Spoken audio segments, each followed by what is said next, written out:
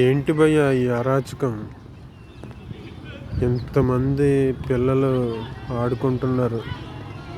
ఇటువైపు McLaren high school, ఇటువైపు పిఠాపురం మహారాజా college.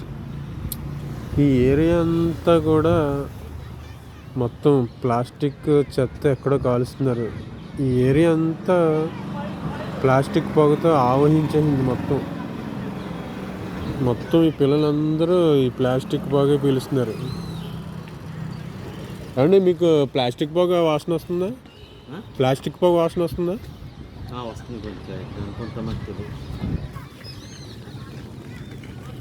సరే, ఈ ఏరియాలో కొద్దిగా ప్లాస్టిక్ పొగ వాసన వస్తుందండి.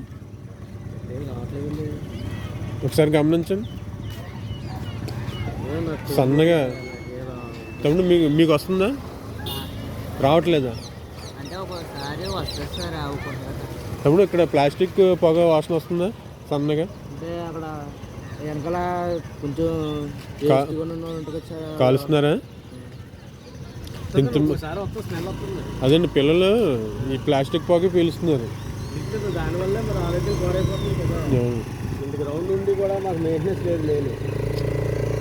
అది సార్, ఇక్కడ ప్లాస్టిక్ పొగ అంతా అటు కాలేజీ, ఇటు స్కూల్ పిల్లలు, కాలేజ్ స్టూడెంట్స్, ఇలా ఉందండి. మొత్తం ప్రాణవాయువు నాణ్యత కోల్పోతుంది. మరి ఆరోగ్యం చెడిపోక ఏమవుతుంది చెప్పండి?